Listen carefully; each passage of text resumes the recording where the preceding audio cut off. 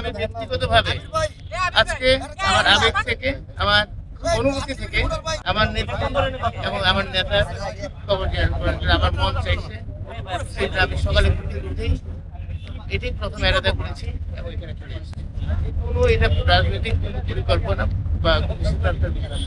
এটা আমার ব্যক্তিগত আবেগ এবং আমার ব্যক্তিগত কোনো অবৈধ করা হয় নাই, কোনো বাধা আসে বলে আমার জানা নেই।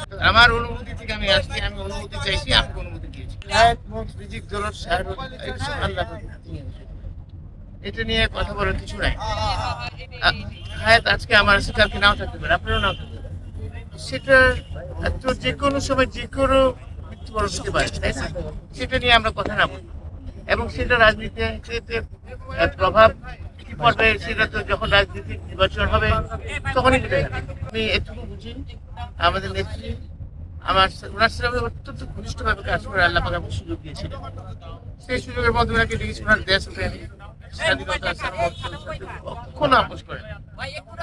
এত কাছে থেকে ওনার সাথে আমি কাজ করেছি, তারপর দেশে আপোষহীন ছিলেন।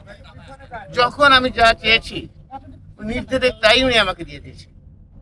আমি বলছি যেটা করার জন্য আপনারা দেখেছেন যে র্যাব গঠনের ব্যাপারে, এবং র্যাবকে কিন্তু তখন রাজনৈতিকভাবে একদিনের জন্য 1 ঘন্টার জন্য আমরা ব্যবহার করি, 1 ঘন্টার জন্য আমরা ব্যবহার করি। কেউ বলতে পারবেন না, আপনার প্রমাণ দেখাতে পারবেন না। এবং উনি সেই সুযোগটা দিয়েছিলেন। সেখানে যদি বিএনপির কোনো নেতা কর্মীরা থাকতো সেখানে উনি ছাড় দেন। সেই নেত্রী ছিলেন আমাদের বেগম খালেদা জিয়া। স্বাধীনতা সার্বভৌমত্বের ক্ষেত্রে আর অনেক ঘটনা আমার ভিতরে আছে। সেই দেশটা আমি আর কারোর মধ্যে আমি এখন পর্যন্ত পাই নাই। ওনার ছেলে আমাদের বর্তমান একটি চেয়ারম্যান, ওনার মধ্যে আমি দেখেছি সেই একই জিনিস, যেমনটা ছিল ওনার বাবার প্রতি এবং ওনার মানে সহধর্মিনী বেগম খালেদা জিয়া এবং ওনার ছেলে। আপনারা দোয়া করবেন আমার নেত্রীর জন্য, আল্লাহ যাতে ওনাকে জান্নাত বাসী করে। আর পাশাপাশি দোয়া করবেন আমার নেতার জন্য, আল্লাহ যাতে ওনাকে ওনার উপর অর্পিত দায়িত্ব ন্যায্যতার সাথে সঠিকভাবে পালন করতে পারেন, যাতে দেশের জনগণ।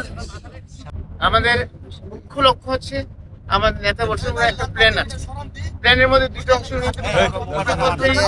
বলেছেন। একটা হচ্ছে দেশের মধ্যে আইন শৃঙ্খলা পরিস্থিতি উন্নয়ন করা, দুর্নীতি নিরসন করা।